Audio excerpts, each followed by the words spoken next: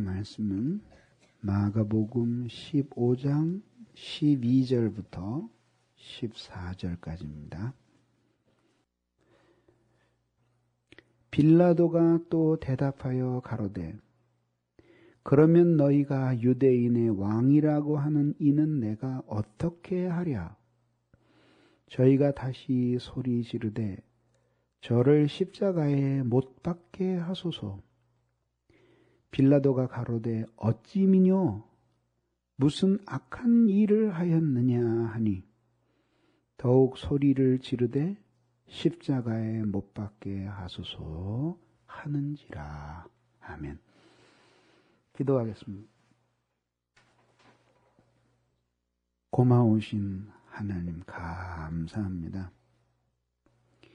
부족한 저희들을 지켜주시고 오늘도 주님 앞에 나와 이처럼 경배하고 예배드리게 해주시니 감사합니다.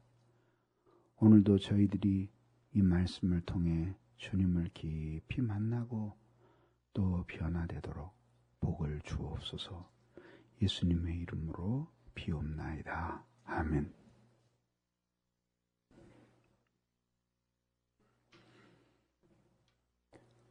오늘 우리가 읽은 이 본문은 예수님이 십자가에 못 박혀 죽으시기 전 빌라도의 뜰에서 마지막 사형 언도를 받으시는 장면입니다. 백성들은 예수님을 십자가에 못 박게 해달라고 소리를 쳤습니다. 역사의 기록에 보면은 이때에는 6월절이었기 때문에 수많은 유대인들이 몰려와서 빌라도의 앞뜰과 뒤에 언덕을 뒤덮었습니다. 유대인들은 기회만 있으면 로마에 반대하는 폭동을 일으키고 싶어하는 백성들이었기 때문에 빌라도는 군중의 엄청난 힘과 시위 앞에 굴복하지 않을 수가 없었던 것입니다. 빌라도는 비록 재판관이지만 예수님이 죄가 없다는 사실을 믿고 있었습니다. 그래서 그는 6월절이면 한 사람씩 풀어주는 그 특사에서라도 예수를 풀어주고 싶어 했지만 그들은 밀란을 일으키고 자기 동족들을 죽인 바라바는 놓아달라고 말하고 예수는 십자가에 못 박게 해달라고 소리쳤던 것입니다. 빌라도는 유대인들에게 물었습니다. 왜 그러냐? 이 예수가 너희에게 무슨 악한 일을 행하였느냐고 물었습니다. 질문은 있지만 유대인으로부터 들려오는 대답은 없었습니다. 그리고 그들은 더 큰 소리로 외치며 예수를 십자가에 못 박으라고 고함쳤습니다.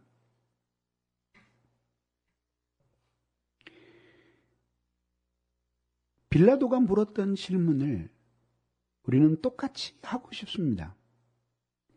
예수님이 무슨 나쁜 일을 하셨길래 이 사람들은 이렇게 예수를 십자가에 못 박게 해달라고 온 힘을 다해서 부르짖었을까요? 성령이 강림하시고 나서 사도 베드로를 비롯한 사도들이 많은 사람들 앞에 복음을 전할 때 중요한 메시지 중에 하나가 예수는 이 세상에 오셔서 착한 일을 행하셨다는 것이었습니다. 그런데 왜 이 사람들은 이렇게 예수를 십자가에 못 박으라고 소리치고 있는 것일까요? 30세가 되기 전 그분의 사적인 생애는 거의 감추어져 있기 때문에 우리에게 알려진 바가 없습니다마는 공생애 동안에는 이분의 삶은 성경에 모두 기록이 되어 있습니다.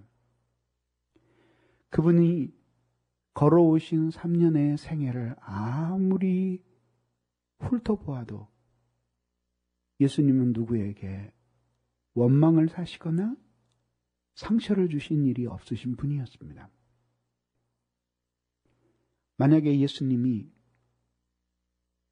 질병 걸려서 당신 앞에 온 사람들 중에 어떤 사람에게 나는 너를 이러이러한 이유로 고쳐줄 수 없다라고 차별 대우를 하셨다면 아마 어떤 사람에게는 환심을 샀겠지만 어떤 사람은 원한에 맺혔겠죠. 진리를 가르쳐 주시되 어떤 사람은 가르쳐 주시고 가난하고 돈 못 내는 사람들에게 가르쳐 주지 않으셨다면 아마 원망을 사셨겠죠. 그러나 예수님은 그런 적이 없으신 분이었습니다. 그분이 오셔서 하신 일은 착한 일이었습니다. 보이지 않는 하나님의 사랑을 사람들에게 보여주실 뜻으로 이 세상에 오신 분이었기 때문에 그분은 또한 착한 분이셔야만 했습니다.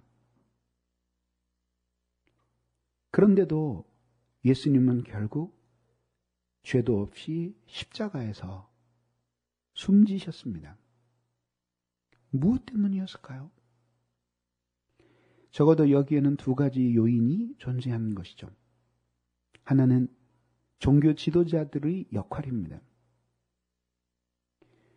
당시 종교 지도자들은 말로는 하나님의 뜻을 백성들에게 가르치는 사람들이었지만 마음은 하나님으로부터 떠난 사람들이었습니다.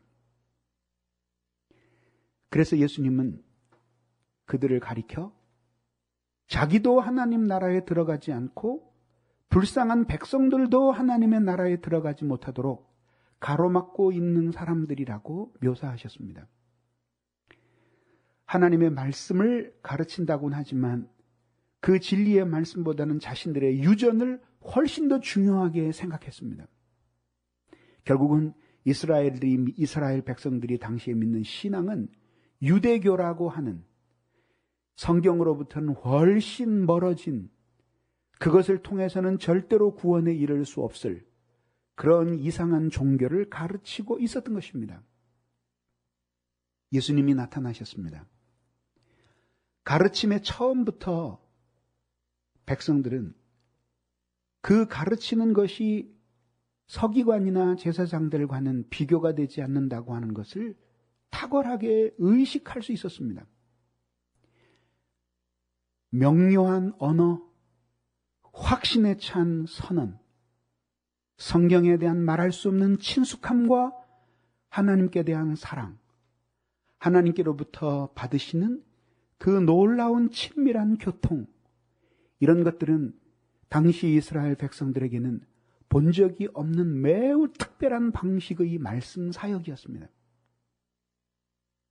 그들 중에 상당수는 주님이 가르치는 첫 번째 설교를 들으면서 이것은 하나님의 음성이라고 확신하게 되었습니다. 더욱이 그분의 삶은 너저분한 종교 지도자들과는 비교될 수 없는 순전한 삶이었습니다. 설교를 들으면서 잘 이해할 수 없었던 진리는 그분의 명징한 삶을 보면서 사람들의 가슴 속에 파고 들어왔습니다. 언어로 설명할 수 없는 진리의 힘이 그분의 인격과 삶을 통해 흘러 들어왔던 것입니다. 그렇게 예수님의 인기는 절정을 달리고 있었습니다. 유대 종교 지도자들은 비록 금식하고 기도하였지만 그것은 진심으로 하나님을 향한 간절한 심령의 추구에서 비롯된 것이라기보다는 그런 모습들을 백성들이 보아주고 그런 말미암아 자신들이 존경을 받기 위함이었습니다.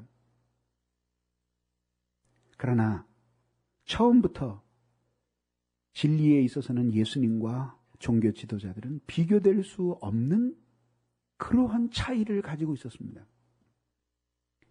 백성들의 마음은 예수께 쏠리기 시작했고 예수님은 그런 인기에 아랑곳하지 않았지만 백성들은 수많은 인파를 지으며 예수를 따랐습니다. 그래서 종교 지도자들은 위기를 느꼈고 그래서 예수를 죽이고 싶었던 것입니다. 그래서 그들은 음모를 만들어내게 되었던 것입니다. 그러나 우리는 여기에서 의문이 하나 생기는 거예요. 과연 종교 지도자들이 예수를 죽여야 되겠다고 마음을 먹으면 능히 죽일 수 있었을까? 우리의 대답은 아니라는 것이죠. 두 가지 점에서 증거를 댈 수 있습니다. 첫째는 그들에게는 예수를 죽일 수 있는 사법 권한이 없었습니다. 예수님을 빌라도에 따라서 재판했지만 그것은 형식적인 종교 재판이었습니다. 그랬기 때문에 헤로데게로 빌라도에게로 가서 사형 언도를 내려달라고 압력을 넣었던 것입니다. 또 하나 증거는 여러분은 세례 요한을 기억할 것입니다. 세례 요한은 아다시피 헤롯의 정치적인 대적이었습니다. 그의 비윤리적인 행동을 공공연하게 공격했습니다. 헤롯은 이 사람을 죽여버리고 싶었지만은 죽일 수가 없었습니다. 백성들에 대한 두려움 때문이었습니다. 종교 지도자들은 세례 요한에 대해서 매우 어정쩡한 태도를 취하였습니다.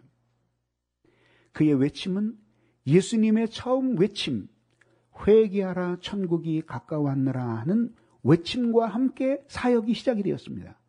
그러니 만약에 예수님이 마음에 들지 않았더라면 당연히 세례 요한도 마음에 들지 않았겠죠?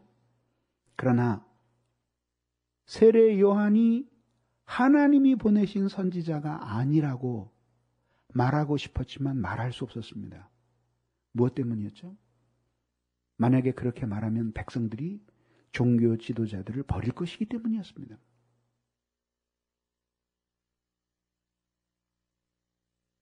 결국 또 하나의 요인을 발견하게 되는데 그것이 바로 백성들의 힘이에요.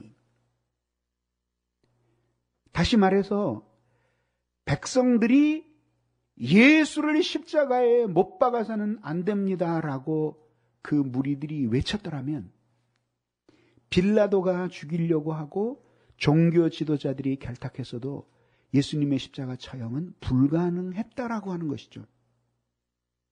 그러면 이제 백성들에게로 초점을 옮겨서 이 백성들은 왜 예수를 십자가에 못 박으라고 그렇게 그렇게 빌라도가 안 해주면 폭동을 일으킬 것처럼 이렇게 협박을 하게 된 이유는 어디에 있는 것일까요? 이 일이 있기 정확하게 5일 전 주일이었습니다. 예수님이 나귀를 타고 예루살렘 성으로 들어오고 계셨습니다. 온 백성들이 예수님을 마중 나왔습니다. 6월절이었기 때문에 수많은 유대인들이 예루살렘 성에 있었고 그들은 자기의 겉옷을 펴서 양탄자처럼 길바닥에 깔고 예수님을 그 위에 지나가게 해드렸습니다. 손에 종려나무가지를 꺾어들고 예수님을 찬송하며 대대적인 환영을 벌였습니다. 그것이 얼마나 큰 환영이었는지 마태복음에서는 온 성이 소동하였더라고 기록을 하고 있고 종교 지도자들은 시샘을 하였습니다.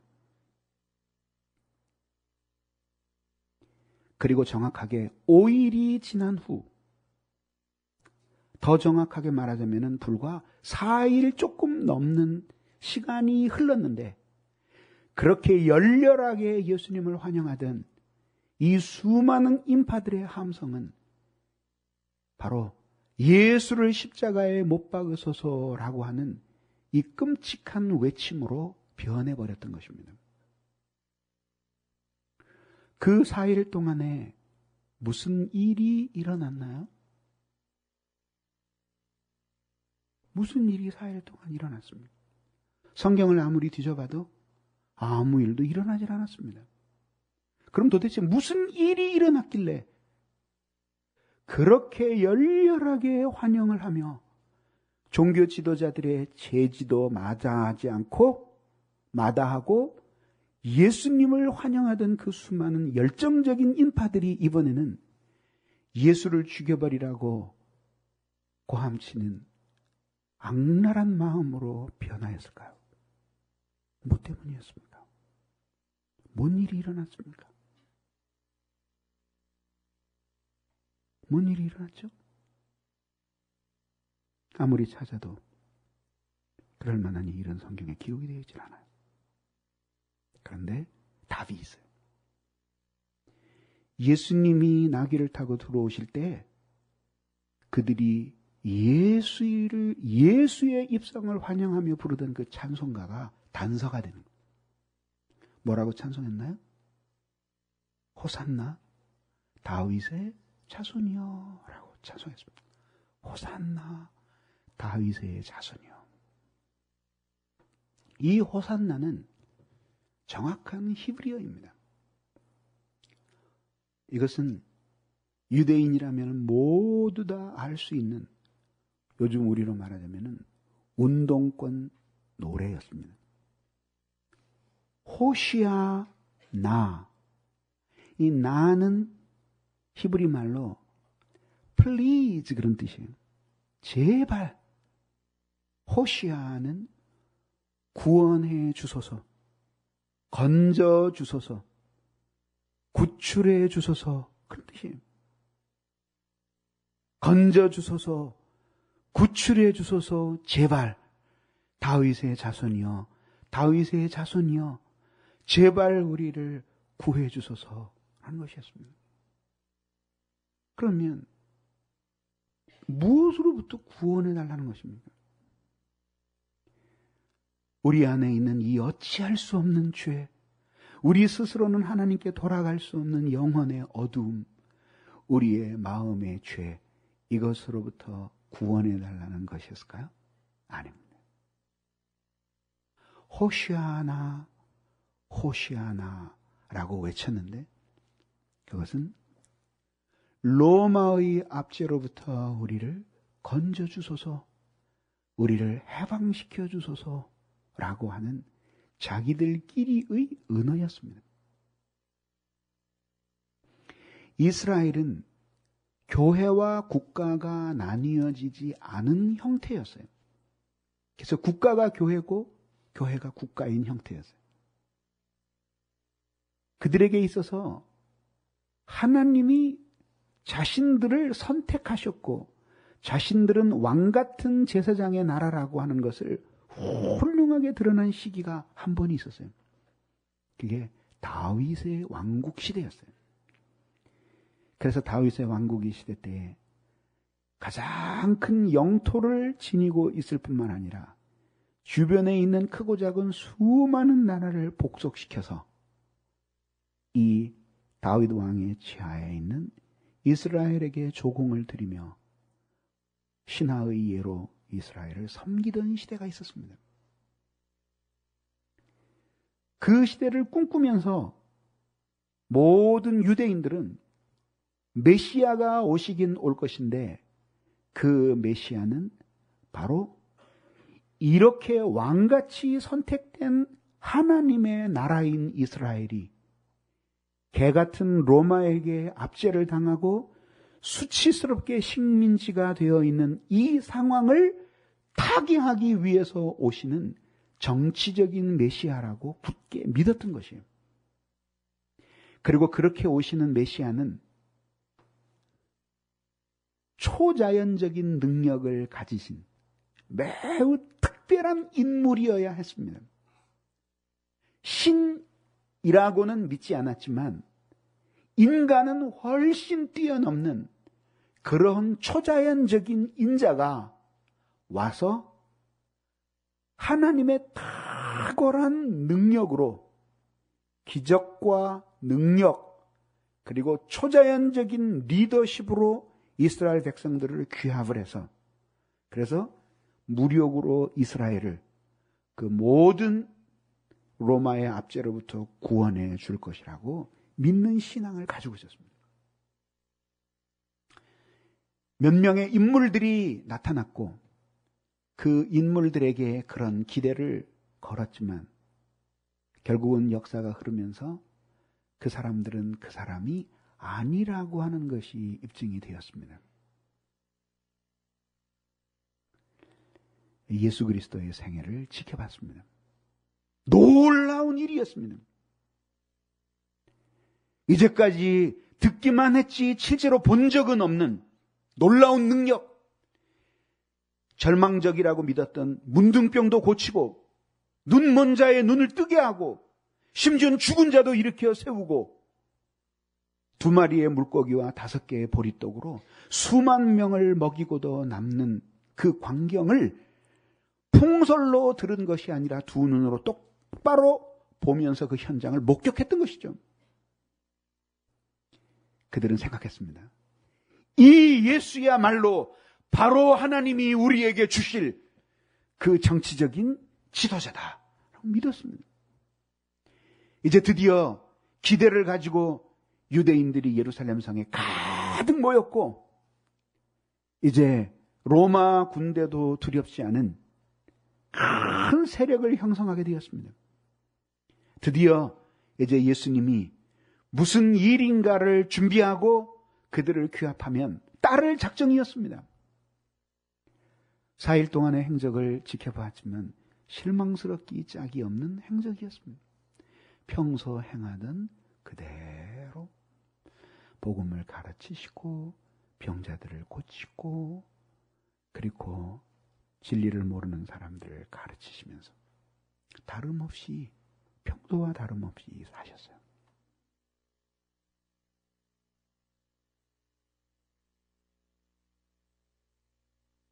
그것이 이 사람들을 그렇게 열렬히 환영하던 예수를 이제는 죽여버리라고 소리치게 만든 이유였습니다. 무엇이었죠? 당신에게 실망했습니다. 이것이었습니다. 당신에게 실망했습니다. 당신은 우리가 원하는 그 예수가 아니었습니다. 그러자 예수님과 상관없는 사람이 된 것이 아니라 이 안에서 예수님에게 대한 극도의 반항과 미움이 쓴물처럼 솟구치기 시작했습니다. 그리고는 예수를 십자가에 박아버리라고 소리를 쳤던 것입니다.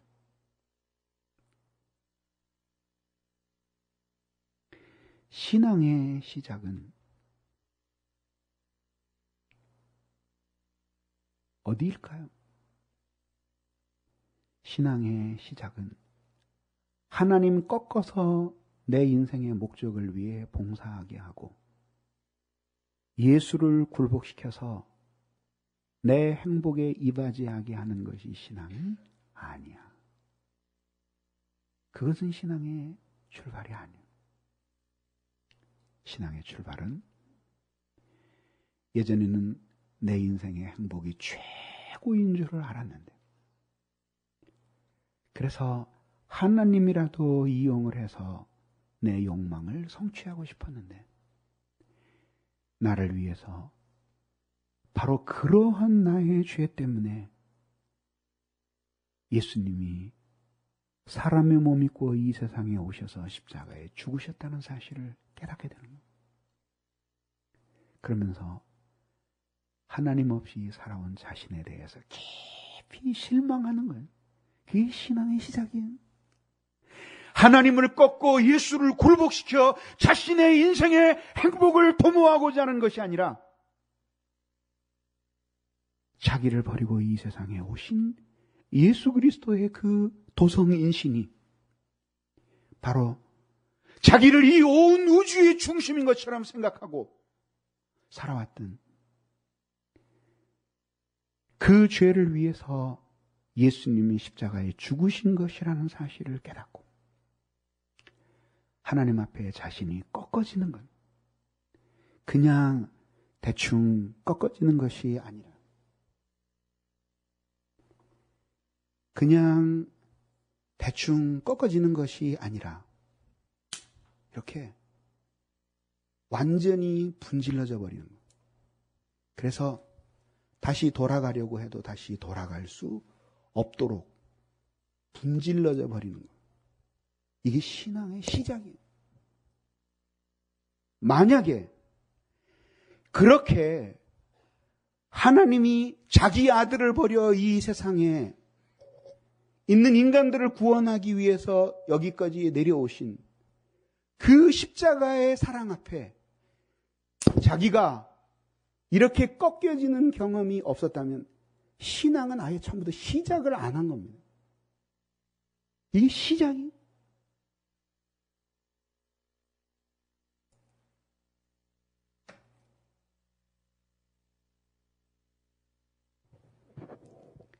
예전에는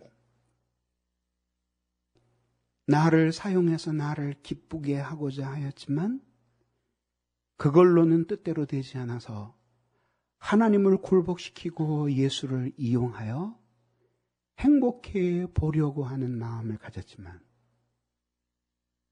바로 그렇게 자신이 이 온 우주의 중심인 것처럼 생각하고 사는 그 삶에서 비롯되는 끔찍한 죄 때문에 예수님이 친히 사람의 몸을 입고 이 세상에 내려오시고 십자가에 죽으신 그 큰 고난을 보면서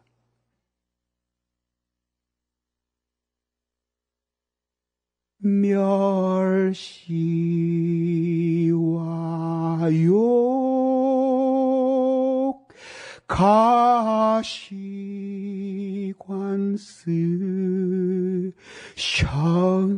가시관쓰셨네. 거기서 깊이 꺾어지는, 내가 꺾어지는. 그리고 이 세상에서 가장 불행한 일이 그렇게 자기를 의지하며 사는 것이라는 사실을 깨닫게 되는 거예요. 그래서 주님 앞에 꺾어지기 전까지는 자기를 사용해서 자기를 기쁘게 하고 싶고 그것도 모자라서 예수 이용하고 하나님 꺾어서 자기 행복에 종 삼으려고 했지만은 이렇게 꺾어지고 나서 깨닫게 되는 겁니다. 자기도 이제는 자신이 싫어져서 이제는 오직 자신을 버리고 주님만으로 주님을 행복하게 해드리고 자신도 그 안에서 복되기를 원하게 되는 것, 그게 신앙의 시작이에요. 이 고난주간을 앞에 두고 나는 여러분에게 묻고 싶어요. 그대들은 신앙이 시작이 된 거예요? 신앙이 시작이 된 거예요? 확실히 신앙이 시작이 된 겁니까?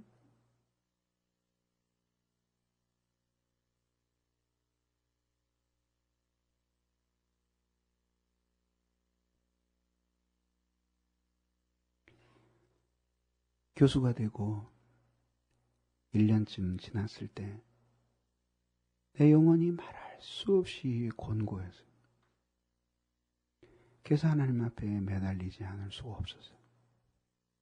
세상적으로 보면은 모든 게 잘 풀렸는데 내 영은 너무 아팠어요. 그래서 생애 어느 때보다도 더 많이 기도했어요. 하나님이 은혜를 주셨어요. 그리고는 십자가의 깊은 경험 속으로 들어가게 되었어요. 아마 그때 몇 년 동안의 경험이 없었더라면 제가 목회를 하지 못했을지도 몰라요. 근데 깊이 들어가게 되었어요. 아침에 일어나면 제일 먼저 기도하기 전에 눈을 감고 주님의 십자가의 고난을 묵상하는 것으로 시작했어요.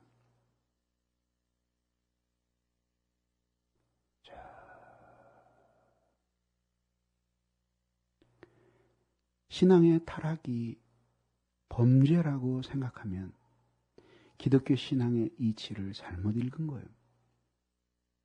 신앙의 타락은 범죄가 아니라 마음으로부터 시작이 되는 거예요. 그러면 마음에서 시작되는 그 신앙의 타락은 어떤 걸까? 잘 들으세요. 그리스도께서 우리에게 베풀어 주신 구원이 일상적인 것으로 여겨지는 것. 그것이 마음의 타락의 증거예요. 다시, 그리스도께서 우리에게 베풀어 주신 구원이 그저 그냥 그렇게 느껴지는 것. 이게 마음이 타락한 증거예요. 마음이 시험에 들었다고 하는 것은 죄를 지었다는 뜻이 아니라 하나님께 온전히 순종하기에 적합하지 않은 상태가 된 모든 것들이 시험에 들어있는 상태야. 하나님의 사람 찰스 스펄전이 어느 날 서재에서 울고 있었어요. 부인이 서재를 들여다보니까 기도하는 것 같지는 않은데 목사님이 울고 계셨어요. 가까이 가서 어깨에 손을 얹으며 물었어요. 여보, 무슨 일이 있으세요? 교회에 맘상하는 일이라도 있으신 겁니까? 그때 어린아이처럼 순수한 신앙을 가졌던 스펄전 목사는 얼굴을 들어 아내를 쳐다보았어요. 그러고는 말했어요. 여보, 오늘 아침은 정말 이상한 날이야. 왜요? 아침이면 언제나 기도하기 전에 여기 이렇게 엎드려서 우리 구주 예수 그리스도의 고난을 묵상하는데 왠지 오늘은 아무런 느낌도 안 들고 마음이 건조한 걸 보니 그런 내 영혼의 상태가 너무 불쌍해서 내가 안타까워 울고 있었습니다. 그의 눈에서는 눈물이 흐르고 있었어요.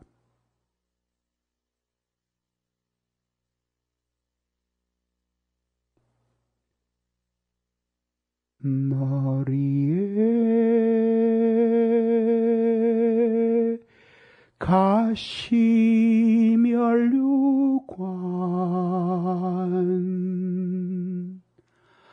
어찌에 쓰셨는가 채찍에 피 흘리심은 누구의 죄값인가?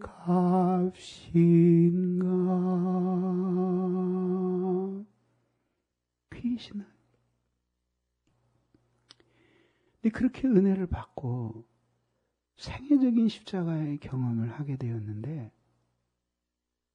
예전에는 결코 몰랐던 사실을 깨닫게 됐어요. 예전에는 은혜를 많이 받으면 기도의 제목이 많아지는 줄 알았어요.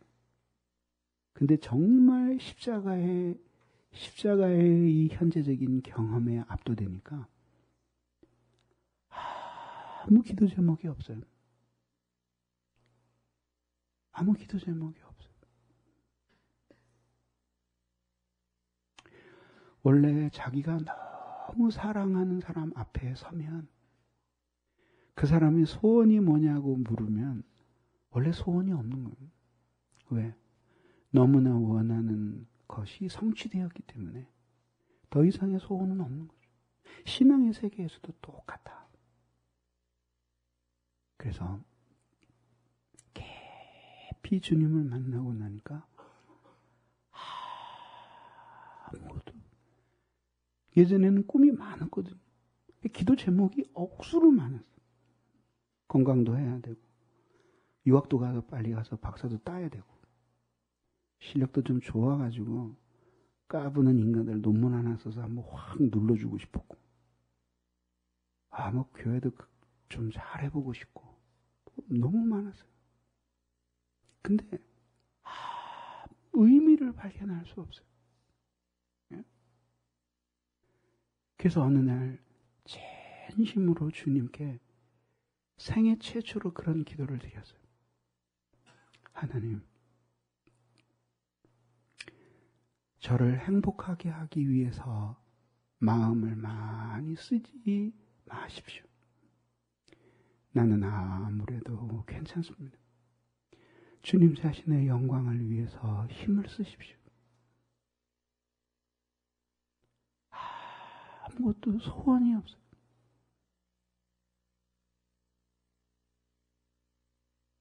하늘의 영광을 버리고 이렇게 쓸모없는 인간을 위해서 사람의 몸을 입고 오셨고 내가 그분의 사랑을 지금 받고 있는데 내가 더 이상 무엇이 필요하겠는가?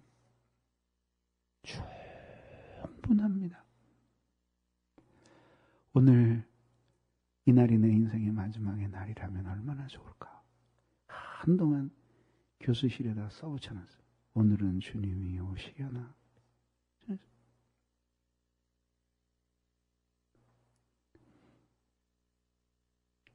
그런데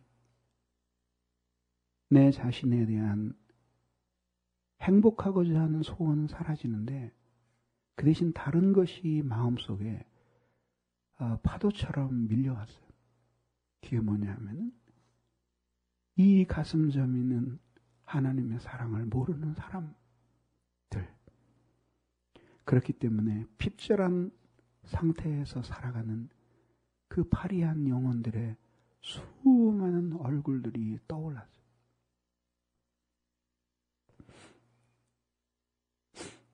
학교가 여기 있었기 때문에 남태령을 이렇게 넘어오고 있었어요. 도저히 이 눈물이 앞을 가려서 앞에 차가 안 보여서 운전을 할 수가 없어요. 길가에 차를 세워놓고 한참을 울었어요.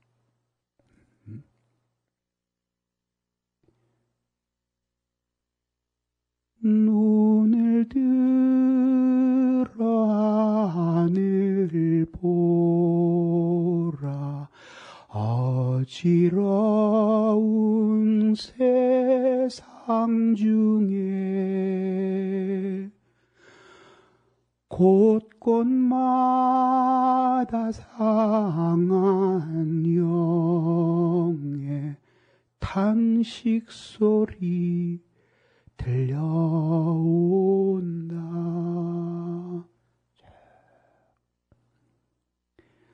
내가 기도하는 게 아니라 주님이 내 안에 깊이 들어오셔서 당신 하고 싶은 대로 기도 다 하고 그리고는 내 몸에서 빠져나가시는 것 같았어요. 그때 저는 깨닫게 되었어요. 아, 그렇구나. 이게 바로 이 세상을 바라보고 계신 우리 예수님의 마음이겠구나 라고 말이죠. 우리가 예수님께 실망하는 이유는 무엇 때문입니까? 예수님이 무능하시기 때문에, 실력이 모자라시기 때문에, 나를 차별 대우하시기 때문에 실망하는 것이 아니에요. 왜 실망할까? 예수님에게는 걸어서는 안 되는 그런 기대를 이 백성들처럼 걸기 때문에 예수님께 대해서 실망하는 거예요.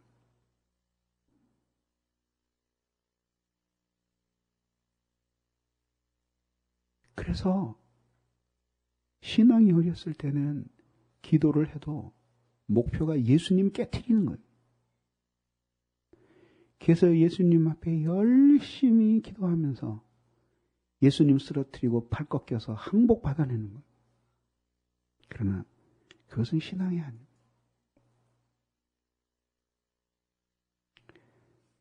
신앙은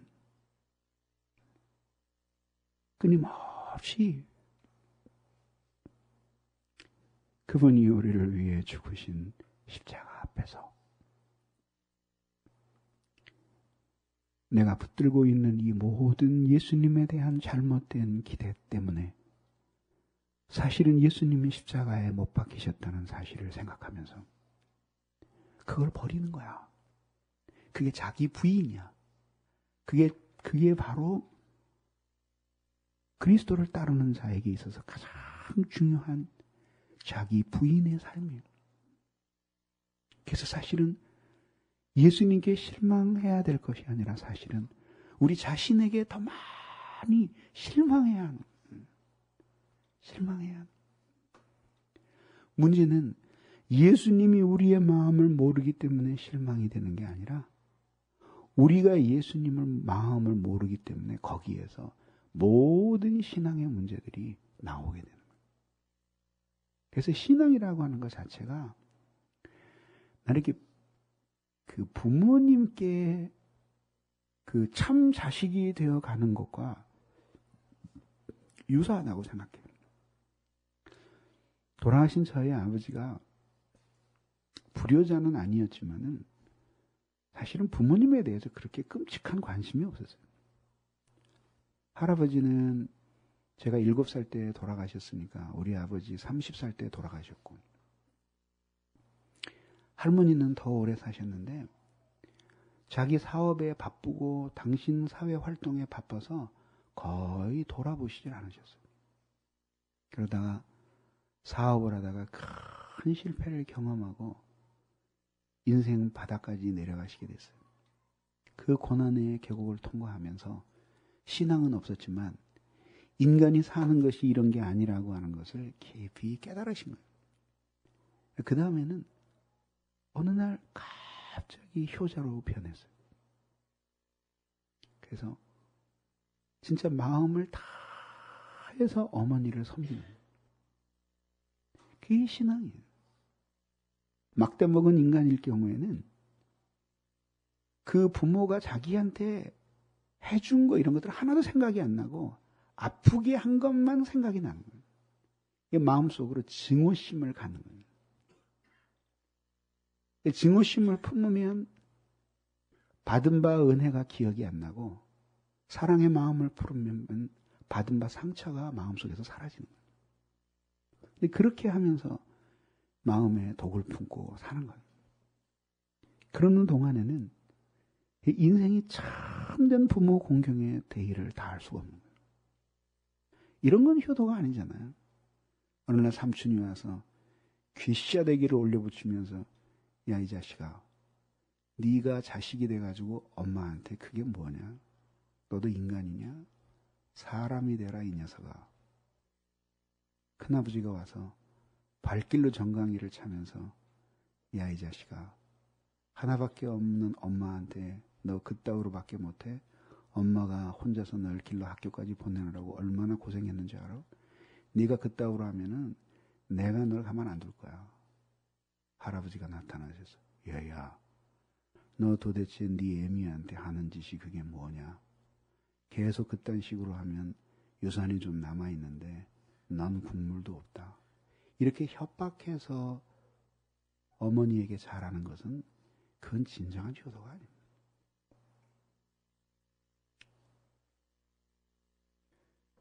예수를 믿으면서도 우울해지는 이유가 무엇 때문이에요?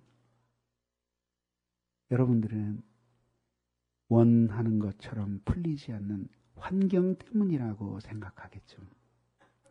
그렇게 생각할수록 여러분들은 하나님이 나만 소외시키신다고 생각할 거예요. 근데 사실은 그런 게 아니에요. 그렇게 느끼는 이유는 행복을 하나님 바깥에서 자꾸 찾아보려고 하는 거예요. 그러니까 그리스도 바깥에서 행복해지기를 원하는 사람마다 그리스도를 아프게 하지 않고는 그 길로 갈 수가 없는 거예요. 그래서 그 길을 가려고 고집하면 고집할수록 이 유대인들처럼 예수님께 많이 실망하게 되는 거예요. 그렇게 하면서 우리의 마음은 식어지게 되는 거예요. 그래서 내려놔야 돼요. 내려놔야 돼요. 주님보다 더 소중했던 것들을 포기하는. 우리는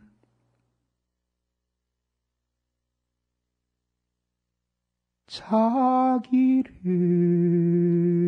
온전히 줌으로써 영생을 얻기 때문이니. 신앙은 그리스도의 십자가 앞에서 그분이 날 위해 모든 것을 주신 것을 기억하면서 그 사랑에 대한 감사의 마음으로 이번에는 내가 그분을 위해 모든 것을 버리는 것이 그게 신앙이에요. 그러면 실망할 일이 없죠. 신실하신 하나님, 좋으신 그 주님이 우리에게 나쁜 일을 행하실 수가 없기 때문이죠.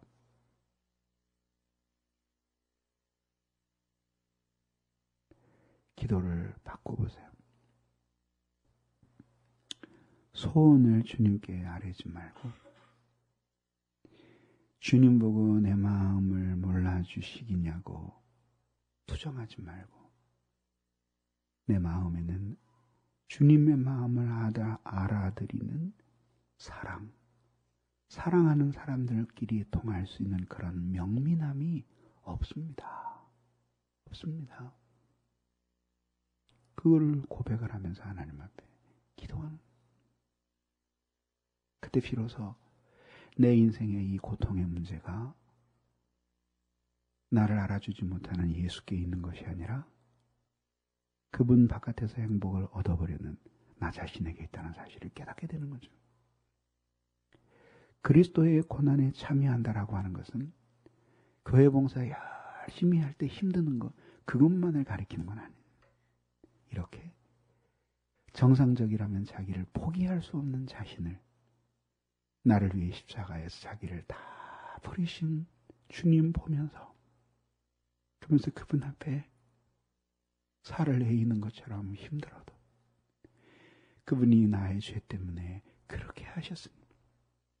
나도 주님을 위해 기꺼이 이 나의 살이 살려나가는 것 같은 아픔을 기꺼이 받겠습니다.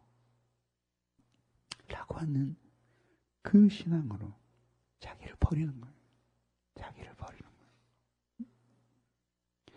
그러면 그렇게 자기를 도려내는 그 죽음 그 자체를 통하여서 그리스도의 2000년의 죽은 십자가의 죽음이 나의 속에서 재현되는 거예요.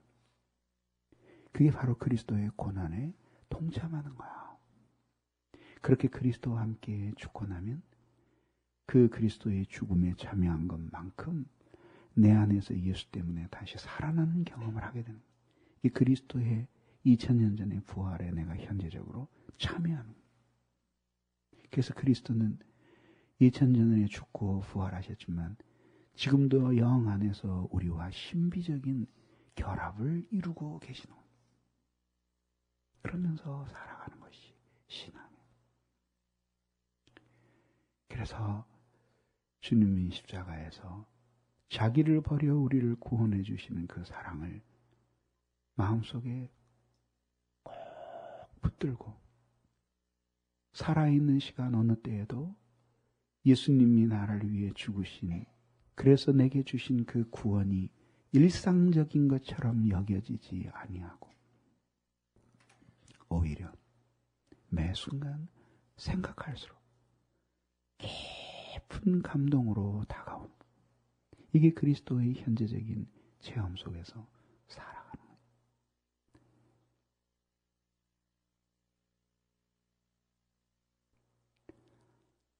진정한 사랑 속에 들어간 사람들에게는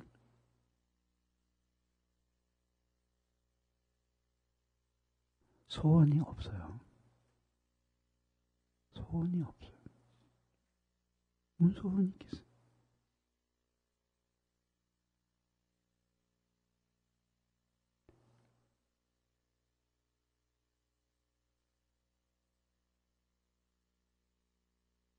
사랑하는 성도 여러분,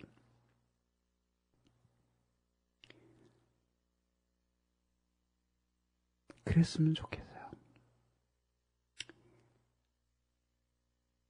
처음 예수 믿을 때 말고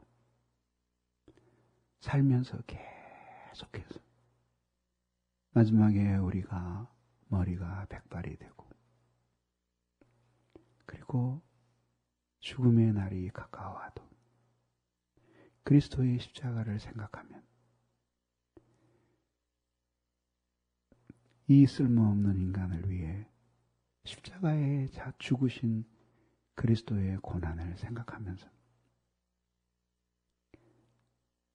자기를 꺾을 수 있는 사람, 나를 항상 버리고 주의 십자가를 붙들어서 그것 때문에 주님 앞에 행복할 수 있는 사람, 그런 사람이 되시기를 바랍니다. 기도하겠습니다.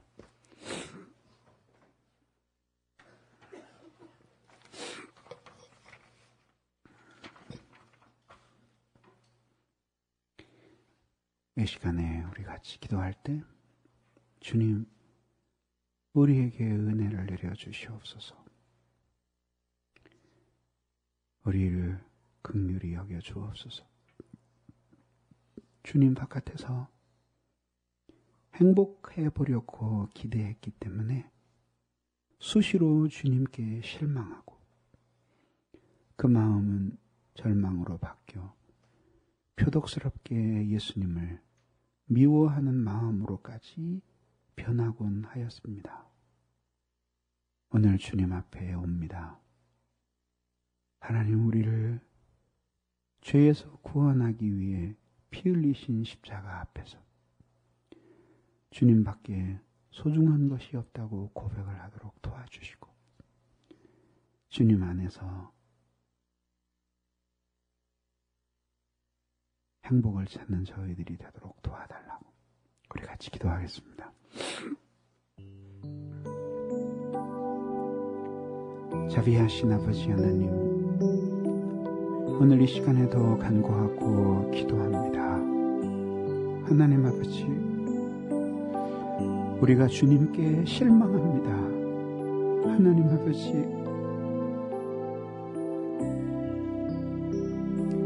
마음의 헛된 기대가 주님께 대해 실망하게 만들고 헛된 꿈들이 주님 바깥에서 우리로 하여금 행복을 얻을 수 있다고 가르칩니다. 하나님 아버지, 우리를 용서해 주시옵소서.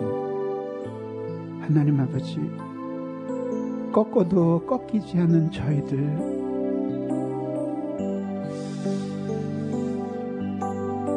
깨뜨려도 부서지지 않는 저희들을 용서해 주시고 하나님 아버지, 우리에게 은혜를 내려 주시옵소서. 오늘 이 시간에도 우리를 새롭게 해 주시옵소서. 주님 바깥에서 행복해 보려고 했던 모든 것을 기꺼이 버리게 해 주시고 주님 안에서 복을 얻게 해 주옵소서. 우리를 긍휼히 여겨 주시옵소서. 복의 근원이 주님이시오니 예전에는 우리가 하나님을 꺾고 예수를 굴복시켜 우리를 행복하게 하고 싶었지만 이제 우리도 우리 자신이 싫어진 지금에 와서 오직 우리를 버리고 주님 한 분만으로 주님을 기쁘시게 하고 우리를 행복하게 하기를 원하오니 하나님 아버지, 우리에게 은혜를 내려 주시옵소서. 그래서 온 마음으로 저희들이 주님을 즐겨 따르게 해주시고 그리고 마음과 온 뜻을 다해서 아버지 앞에 살 수 있도록 주께서 우리에게 은혜를 내려주시고 새롭게 해 주시옵소서. 하나님 아버지, 저희들이 주님의 그 사랑을 잊어버리지 말게 해 주시옵소서. 하나님 은혜를 내려 주시옵소서. 우리를 도와주옵소서. 하나님, 우리에게 은혜를 내려 주시옵소서. 주님 도와주시옵소서. 오 예수님, 내가 옵니다.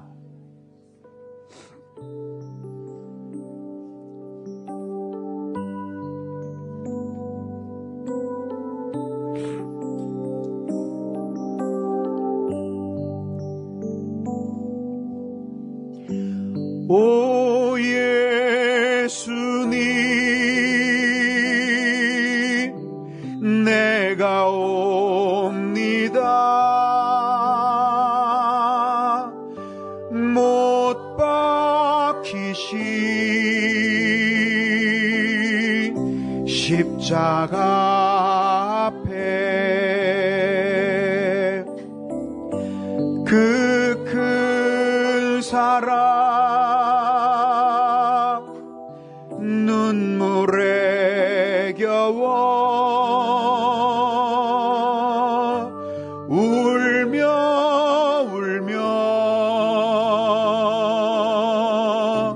돌아옵니다. 주님 손과 발 못 박혔고 머리엔 가시관 박히셨네.